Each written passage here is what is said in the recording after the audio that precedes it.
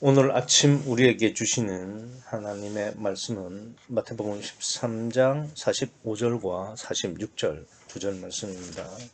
신약 성경 22면 마태복음 13장 45절로 46절까지의 말씀을 제가 봉독하도록 하겠습니다. 이 기록된 계시의 말씀을 봉독할 때에 지금도 살아 계셔서 우리 각 사람 심령 안에 시체로 가시는 주님의 음성을 친히 들으시기 바랍니다. 또 천국은 마치 좋은 진주를 구하는 장사와 같으니 극히 값진 진주 하나를 만나매 가서 자기의 소유를 다 팔아 그 진주를 샀느니라. 아멘. 오늘 본문만큼 성경에서 좀 오해를 받고 잘못 해석하는 본문이 있을까 싶을 정도로 오늘 본문은 좀 해석을 좀 제대로 못하는 것 같아요. 심지어 이 구유복음에서도 이 본문 설교는 제가 볼 땐 좀 핀트가 좀 어긋나 있는 게 아닌가 싶은 생각이 들 정도입니다. 왜냐하면은 이제 오늘 본문을 이제 어떻게 주로 해석을 하느냐 하면은 그 앞단락에서 감추인 보물을 이렇게 장사하는 마인드, 장사 논리로 이해를 해가지고 그러니까 모든 것을 팔아서라도 들여서라도 천국을 소유해야 된다. 이렇게 해석을 합니다. 그러니까 이제 그 44절의 논리를 오늘 본문에서도 이제 그대로 적용을 하고 있고, 단지 그냥 앞 단락에서는 보하고 오늘 본문에서는 진주 이렇게 바꾸어서 설명할 뿐 논리는 같다. 그래서 이제 장사 마인드, 그렇게 내 걸 다 팔아서라도 내 걸 다 들여서라도 천국을 소유하자, 이런 그 논리를 좀 반복해서 강조한 것이다. 이렇게 이해를 하는 것 같아요. 충분히 그럴 수는 있다고 보여집니다. 왜 그러냐면 내용이 좀 비슷하잖아요, 그죠? 그러니까 보화, 진주, 그러니까 발견하고 만나서 가서 다 팔아서 샀다. 그렇죠? 네, 그렇기 때문에 이제 얼핏 보기에는 좀 비슷한 논리고 비슷한 내용으로 보입니다. 그런데 오늘 본문과 앞단락은 조금 결정적으로 차이가 있습니다. 어떤 차이가 있느냐면은 44절은 천국이 보화예요. 그러니까 그냥 보화는 아니고 밭에 감추인 보화죠. 천국이 콜 보화라고 말씀을 하시는 거고, 오늘 본문은 천국은 장사입니다. 장사치라는 이야기가 되겠죠.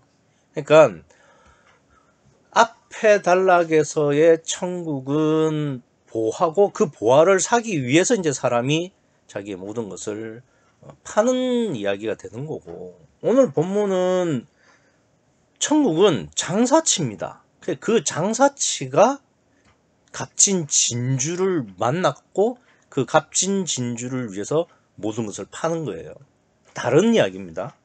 그러니까 어떻게 되는 거냐 하면은 앞 단락에서의 감추인 보화, 즉 성령을 그러니까 천국 복음을 내가 발견하고 그 천국 복음대로 감추인 보화, 즉 감추인 성령인 보혜사를 영접하기 위해서 내 모든 것을 다 버리고 나를 부인하는 가운데서 성령을 보혜사로 영접한다.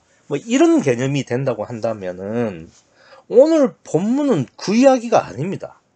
물론 장사를 한다, 모든 것을 다 팔아서 진주를 산다, 이런 장사 마인드 논리는 같은데 그 천국이 진주가 아니에요. 진주가 아니고 장사입니다. 장사. 그러니까 이 장사치가 진주를 구하는 내용이다 이 말입니다. 앞단락은 천국인 보화를 사람이 다 팔아서 구하는 거고, 오늘 보면은 장사가 그 값진 진주를 구하는 거예요.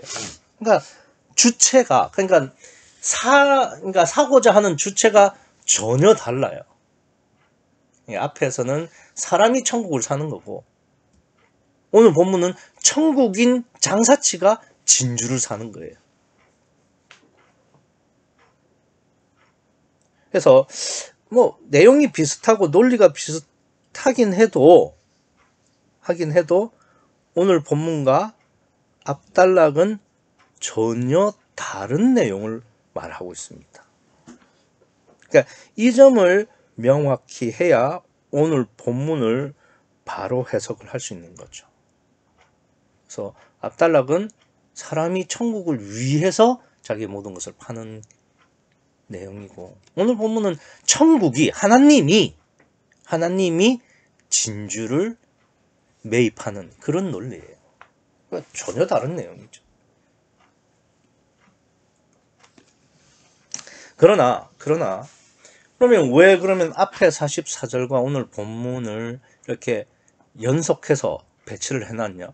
당연히 그렇게 해야 되죠. 왜 그러냐면 앞에서는 사람이 천국을 구하는 개념이고, 그러니까 사람이 하나님을 구하는 내용이고, 오늘 본문은 하나님이 사람을 구하는 내용이니까, 그러니까 내용과 논리는 비슷해도 굉장히 이게 밀접하고 관계가 있죠.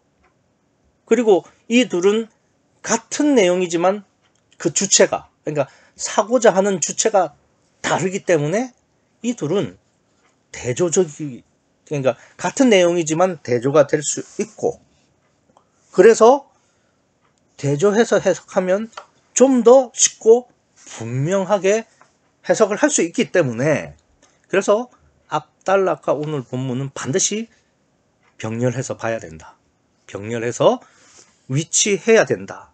이 점을 말하고 있는 거죠. 그러니까 단순한 장사 마인드를 그러니까 반복해서 나열하는 강조가 아니고, 전혀 다른 내용을 대조해서 비교해서 정확하게 해석하라는 의도가 오늘 본문과 앞단락이라는 말입니다.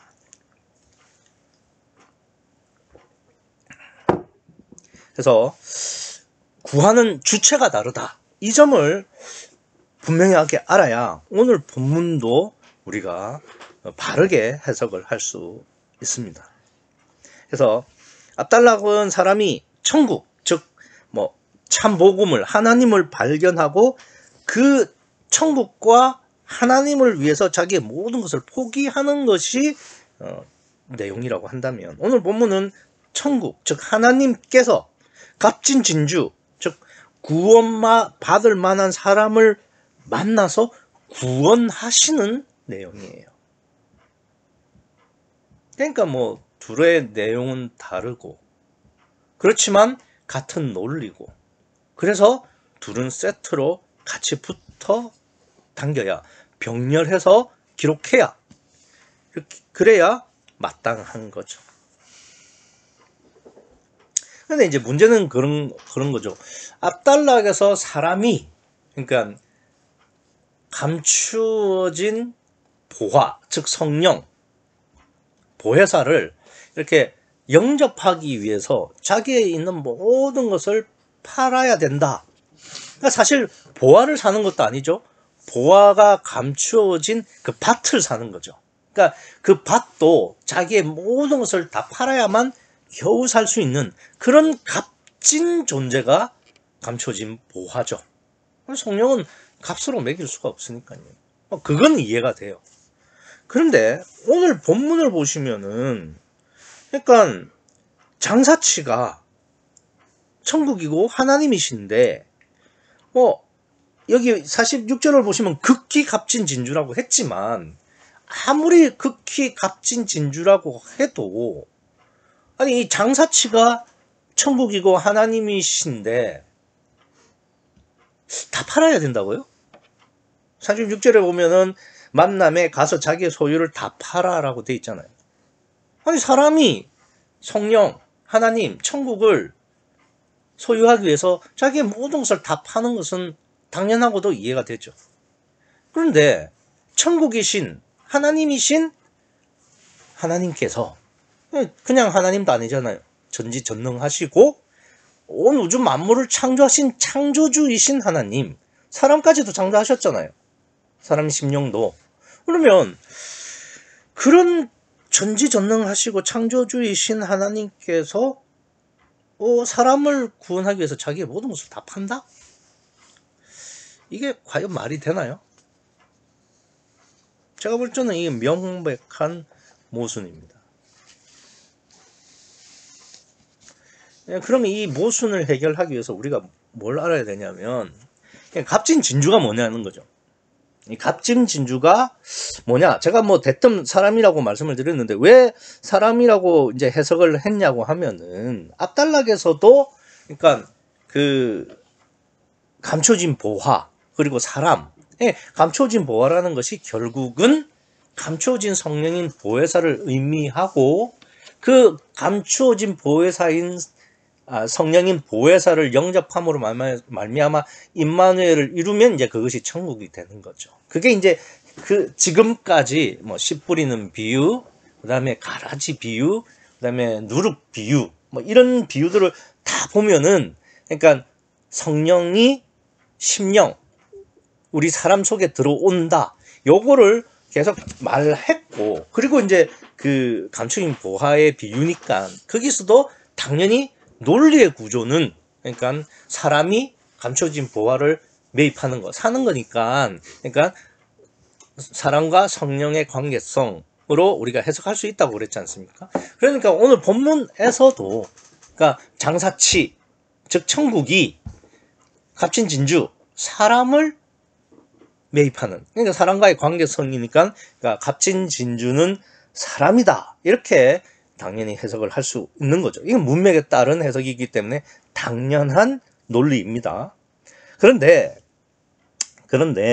이 갑진진주가 사람이라는 것은 알겠는데, 그런데 오늘 본문에서 지금 이 장사치, 즉 하나님께서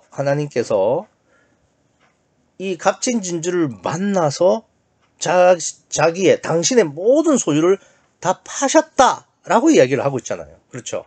그러면 이 진주는 사람인데 사람 중에서도 어디냐 이거예요. 뭐 사람도 영, 육, 혼 이렇게 세 가지가 다 있잖아요. 그럼 그 중에 어디냐 이거예요. 어디?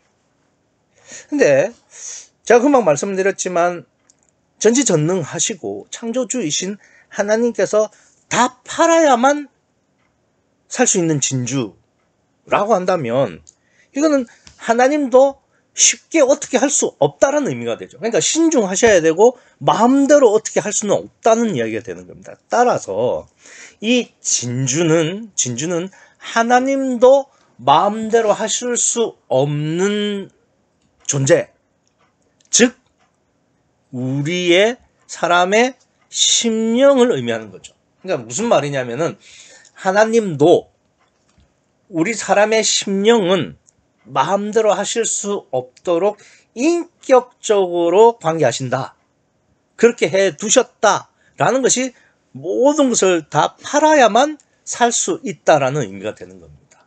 그러니까 이 진주가 사람이긴 한데 실질적으로 지금 하나님께서 관심 있어 하시고 보시는 것은 중심, 즉 사람의 심령이다, 이 말씀을 하시는 거죠. 그래서 하나님도 마음대로 하실 수 없다는 것이 뭐냐면 하나님 당신도 모든 것을 다 드려야만 이것을 구할 수 있다, 이런 이야기가 되는 겁니다. 그래서 이 진주는 그냥 사람이 아니라 사람의 심령, 이렇게 보셔야 되죠. 왜 그러냐면 실제로 하나님은 그러니까 중심에만 관심이 있으시고 중심에만 계시고 중심만 보시는 거죠. 그죠? 그러니까 이 진주는 사람의 심령인데, 그런데 그냥 진주라고 하지 않았죠. 여기 보시면은 뭐 5절에서는 좋은 진주라고 그랬고 46절에서는 극히 값진 진주라고 했습니다.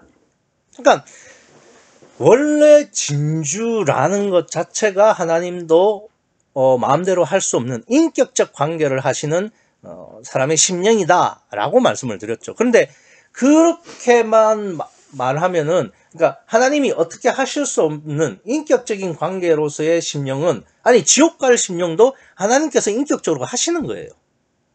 무슨 말인지 아시겠습니까? 그러니까 사람의 심령이라고 하면은 하나님 당신께서 마음대로 하실 수 없도록 자기 제한을 두신 거예요. 하나님이 그렇게 결정하신 거예요. 그러니까 뭐 선한 사람이나 악한 사람이나 하나님 보시기에 그 어떤 사람의 심령도 하나님은 마음대로 하시지 않는다 이거예요. 그렇게 하나님께서 자기 제한을 해 두셨다 이거죠. 그런데 오늘 본문은 그 이야기를 하는 게 아니고, 그러니까 자기의 소유를 다 팔아서 살 정도로 인간 심령 자체는 하나님께서 마음대로 하실 수 없도록 인격적 관계를 해 두셨는데, 그런데 그 중에서도 하나님이 매일 구원하고 싶은 심령이 있다 이거죠. 그 심령이 어떤 심령이냐면은 좋은 진주고 극히 값진 진주라는 겁니다. 그러면 좋은 진주든 뭐 극히 값진 진주든 그게 어떤 진주냐 이겁니다. 그럼 다시 말하면 어떤 심령이냐는 거겠죠. 그러니까 좋은 심령이 어떤 심령을 말하고 극히 값진 심령이라는 것은 도대체 뭐냐 이거예요. 어떤 심령을 말할까요? 값진 심령이라는 것은 결국은 하나님이 구원하고자 하는 하나님의 뜻에 맞는 하나님이 원하시는 심령이란 말 아니겠습니까? 그래서 사도행전 13장 22절에 보면은 이런 말씀을 해놨어요. 다윗은 하나님의 마음에 합한 자다.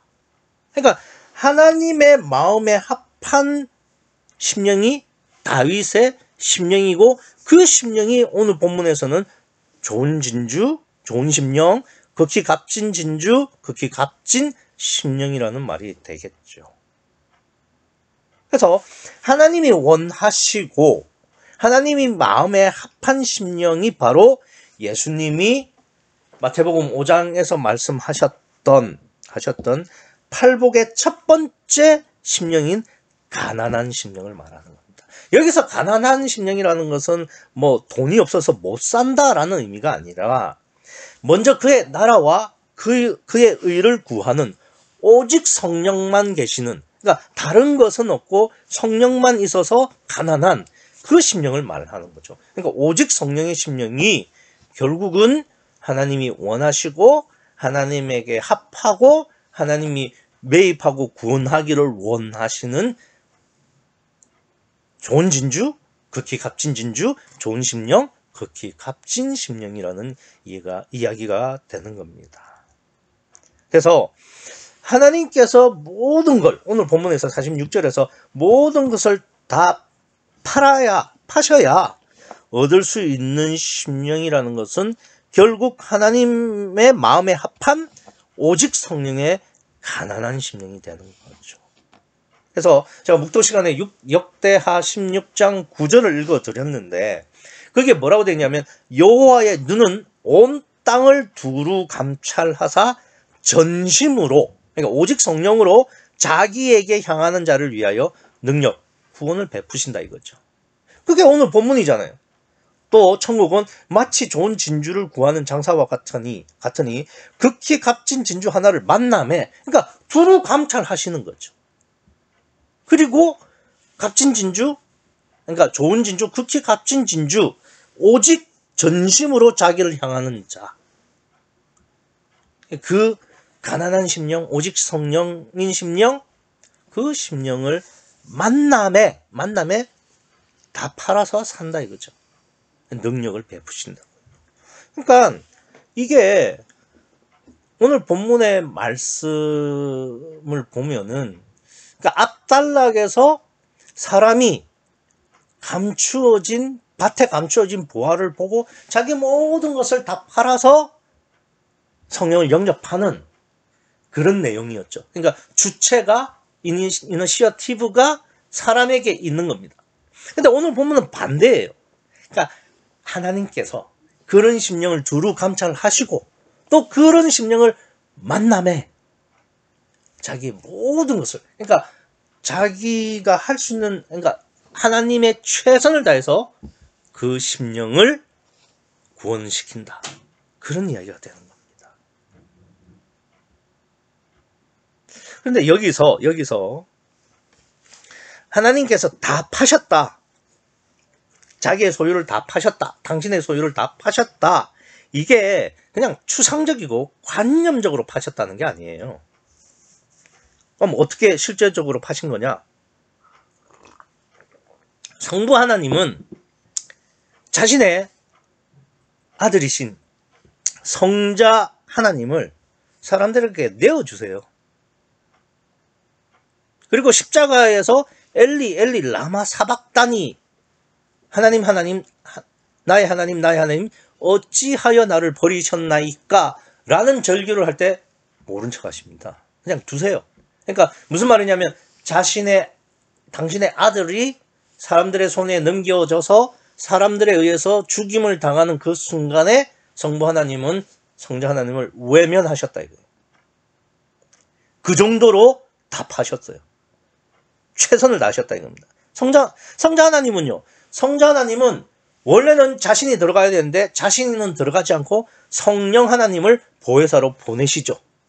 그런데 그 성령 하나님을 어디다가 보내시냐면은 사람의 심령 안으로 보내세요. 그 사람의 심령 안이라는 것은 엄청난 더러움이죠. 성령하고는 전혀 반대죠.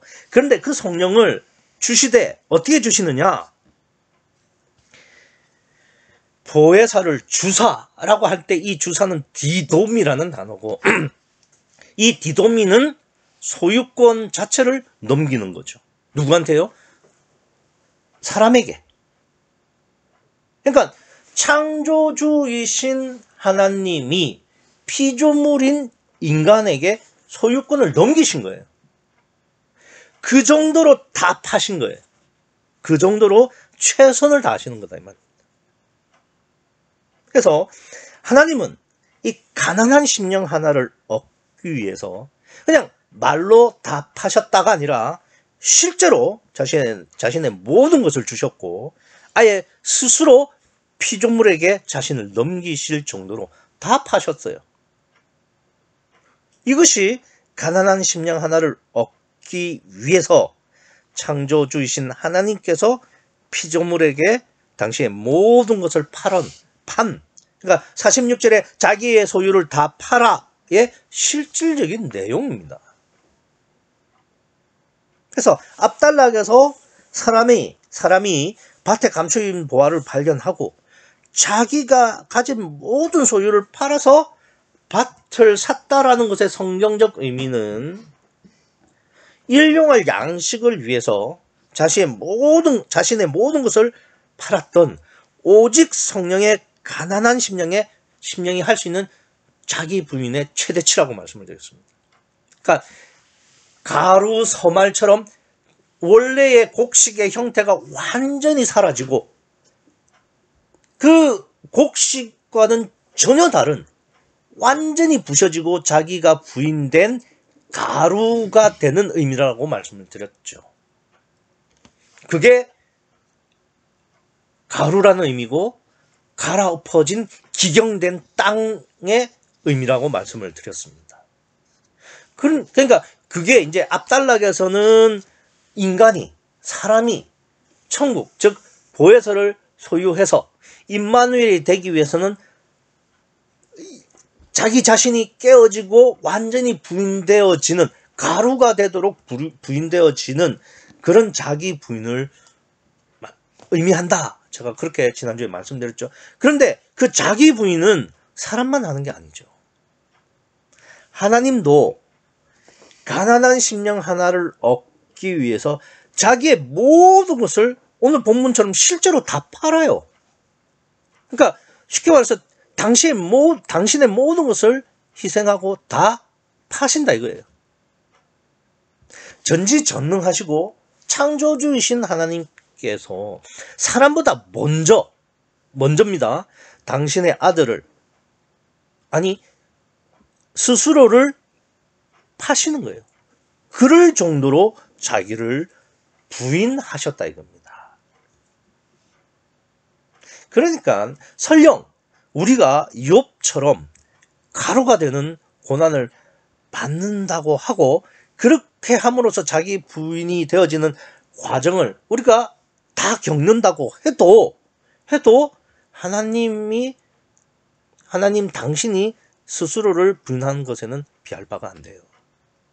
아예 그냥 창조주가 피조물에게 죽임을 당하고 소유권 자체를 창조주가 피조물에게 줬다는 것은 이거는 욥은 비교할 바도 아니에요. 그러니까 하나님 당신이 당신을 부인한 것에 비하면은 앞에 그 사람이 돌아가서 자신의 모든 소유를 팔았다. 그건 별것 아닙니다, 사실. 뭐 사업하다 망하는 사람도 그렇게 되는 거 아닙니까? 그래도 살아가잖아요. 근데 입장을 바꿔 나서 내가 무슨 뭐 개나 짐승에서 스스로 죽도록 허락하고 아예 그냥 개나 짐승에게 그 소유가 돼서 개와 짐승의 노예로 산다고 생각해 보세요. 그거 할 수 있습니까? 그거보다 더한 거죠, 사실은. 그러니까 우리가 가루가 되는 고난을 받는다고 해서 억울할 것도 힘겨워할 것도 없어요. 하나님은 더한 자기 부인을 하셨습니다. 그러니까 자기 부인을 하지 않고는 앞달락에서 감추인 보화를 얻을 수 없죠. 밭을 살 수가 없죠. 그러나 하나님께서도 자기 부인을 하시지 않고서는 진주를 얻지 못하세요. 그러니까 사람이든 하나님이시든 자기 부인은 천국을 얻고 완성하기 위해서는 반드시 필요한 부분이다 이 말입니다. 그래서 뭐 앞단락에서 감추인 보화 비유와 이 값진 진주, 좋은 진주의 비유는 사실 나란히 기록돼야 됩니다. 병행해서 기록이 돼야 되는 거죠. 그리고 서로 비교해서 살펴봐야 완전한 복음이 되는 겁니다. 2024년이 내일부터 시작이 되죠. 오늘은 2023년의 마지막 날입니다. 근데 이건 뭐 그냥 물리적으로 우리가 뭐 편하게 구분하기 위해서 만든 것이지 뭐 오늘이 마지막 날이고 내일이 새해 첫날이고 그런 게 어디 있어요. 시간이라는 것은 영속하게 흐르는 건데, 그리고 시간이라는 것이 하나님이 흐르게 하셨으니까 흐르는 거지. 이게 뭐 우리가 뭐 정한다고 해서 시간이 어제 다르고 오늘 다르고 그럽니까? 그런데 사람들은 지금 뭐 연말 연시라고 해서 뭐 막년회니 뭐니 하면서 막 술에 취하고 춤을 추고 흥청대며 흥청망청 이렇게 육을 세우고 있는 세상이지만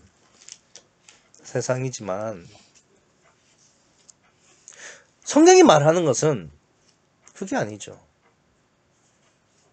하나님도 온전히 완전히 당신을 부인하고 또 죽으셨듯이, 그래서 자기 부인을 온전하게 하셨듯이 우리도 육체가 가루가 나는 한이 있더라도, 그런 고난을 받는 한이 있더라도 나를 부인해야 된다는 겁니다. 그래야 감추인 보화를 얻을 수 있는 거고요. 그렇게 해서 하나님도 값진 진주를 찾으시는 겁니다.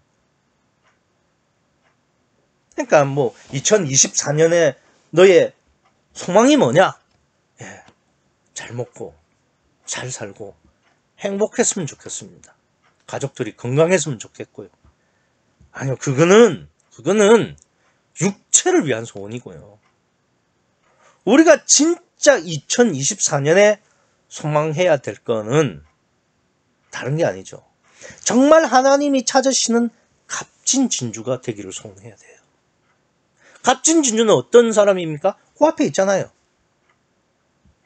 감추어진 보화.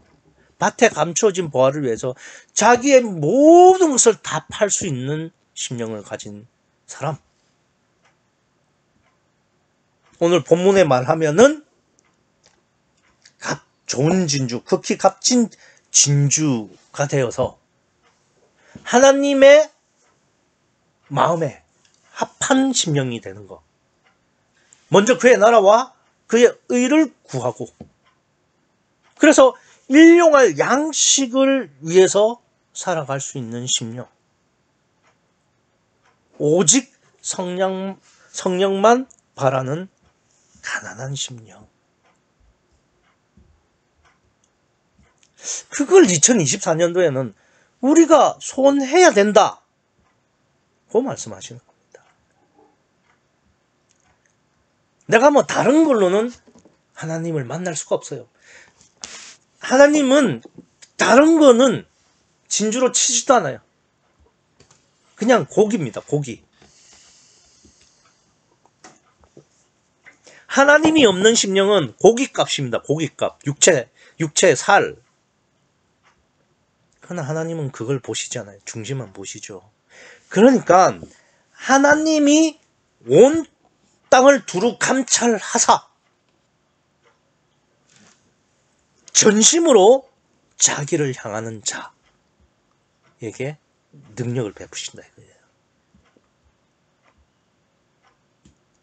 그러니까 우리가 2024년도에는 뭐 내일부터 그냥 뭐 달력을 넘기니까 2024년이 되는 건데,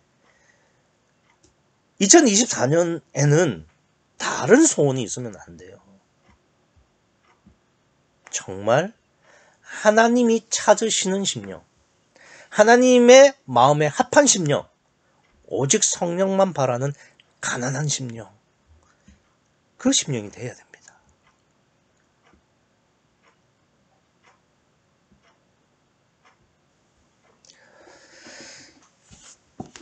뭐 그렇다고 해서 나는 뭐 사실 부인될 마음도 없는데, 뭐 천국 갈 생각도 없는데, 하나님을 만날 뭐 딱히 그렇게 간절하지도 않는데 그렇게 기도하면 안 돼요. 만약에 그렇게 하면 하나님께서 들으시고 고난 주시죠.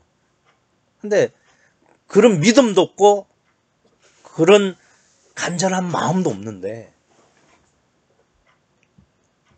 고난 받으면 고난만 받고 고생만 하다가 깨지지도 못하고 문제가 되는 거죠. 그러니까 정말 내가 값진 진주가 되고 싶다. 좋은 진주가 되고 싶다. 그러면 그 앞에 밭에 감추인 보화를 얻으려고 자기의 모든 소유를 팔아서 자기를 온전히 부인하고 깨진 그 사람처럼 그 심령이 될 수 있어야 됩니다. 일용할 양식을 위해서 자기가 다 팔았으니까 일용할 양식으로 하나님이 주시면 먹고 주시지 않으면 굶는다는 그 믿음으로 오직 주님만 바라볼 수 있고 그의 나라와 그의 의를 먼저 구할 수 있는 그 믿음을 각오하셔야 된다 이 말입니다.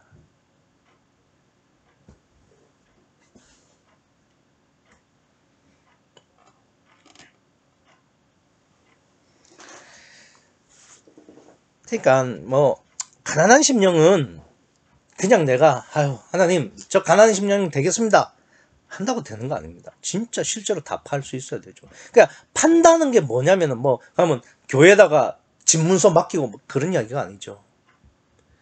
자기의 마음에서 소중한 게 이제 다 없어져야 돼요. 나한테서 소중한 것은 오직 성령, 먼저 그의 나라와 그의 의, 하나님 외에는 그 어떤 소망도 소원도 남지 않는 가난한 심령, 그게 실제가 돼야 된다 이겁니다.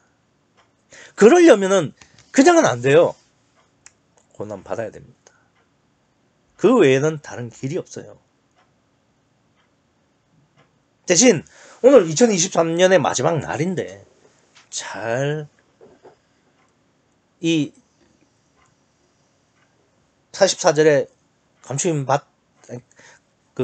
보화를, 밭에 감추인 보화를 사는 사람의 믿음을 잘 생각해야 됩니다. 다 팔아야 돼요. 그리고 완전 거지가 되는 겁니다. 그리고 하나님만 바라야 돼요. 그러한 믿음이 있는지, 내가 정말 그걸 소원하고 있는지 오늘 곰곰이 잘 생각해 보셔야 돼요. 그리고 2024년 내일을 맞으실 때 하나님, 이제 내가 정말 고난 받아도 좋으니까, 내가 가진 거 다 없어져도 좋으니까 정말 주님만 바라보는 가난한 심령이 되게 해주십시오 라고 기도를 하셔야 되죠. 그런 각오 없이 했다가는 낭패를 당해요. 또 내가 그러한 믿음으로 시작해도 어떻게 될지 몰라요. 그러나 정말 주님만 바라보고 나아간다면, 그러면 오늘 본문에처럼 내 심령이 그렇게 내가 깨어지고 부인되어져 가면 하나님께서 나를 보시고 하나님의 소유를 다 파셨어라도 나를 구원해 주실 거예요. 능력을 베푸신다 이겁니다. 그 믿음을 꼭 가지시길 바랍니다. 그래서 내가 먼저 그의 나라와 그의 의를 구하는 일용할 양식의 믿음이 있다면, 아니 그 믿음이 없어도 그러기를 간절히 소원하는 그 소원이 내게 있다면 하나님도 결코 나를 놓치시지 않을 거예요. 금방 말씀드린 것처럼 값진 진주를 당신의 소유를 다 팔아서 구하는 장사치처럼 당신의 모든 것을 들여서 우리를 구원해 주실 겁니다. 2024년 첫날 떠오르는 해를 보기 위해서 지금 동해안은 숙박이 다 예약이 돈이 났다고 그래요. 오늘 신문 기사를 보니까 동해안에만 100만 인파가 찾을 거라고 합니다. 뭐 맨날 뜨는 해, 내일이라고 뭐가 다르겠습니까? 쓸데없는 데 의미를 두지 마시고 거기에 쓸데없는 데다가 시간과 돈 쓰지 마시고 정말 내 심령을 위해서 어떻게 2024년을 살아야 할지를 고민하시고 또 믿음으로 나아가시길 바랍니다. 그냥 물리적으로 12시 땡 지났다고 해서 2024년이 시작되고 새로운 날이 되는 게 아닙니다. 그러나 내일 내 심령이 달라지면은 진짜 새로운 날이 됩니다. 고린도후서 5장 10절에서는 이렇게 말씀하시죠. 그런즉 누구든지 그리스도 안에 있으면 새로운 피조물이라. 이전 것은 지나갔으니 보라 새 것이 되었도다. 새 날이 되는 겁니다. 새 사람이 되는 거죠. 새 심령이 되는 겁니다. 오늘까지 육으로 살았어도 괜찮아요. 내일 가루가 되고 온전히 나를 부인해서 오직 성령의 가난한 심령이 된다면 하나님은 나를, 당신의 모든 것을 팔아서라도 나를 매입하실 거예요. 구원해 주실 거예요. 그러면 우리는 옛것은 지나갔으니 보라 새 것이 되었도다. 첫날을 맞을 수 있다 이거죠. 2024년에는 먼저 그의 나라와 그의 의를 구하는 그 믿음을 가지시고, 비록 온전히 가루가 되는 고난을 받는 한이 있더라도 온전한 자기 부인을 이루셔서 하나님이 찾으시는 가난한 심령의 극히 값진 진주가 되셔서 천국을 이루시는 복된 한 해가 되시기를 간절히 소원합니다. 기도하시겠습니다.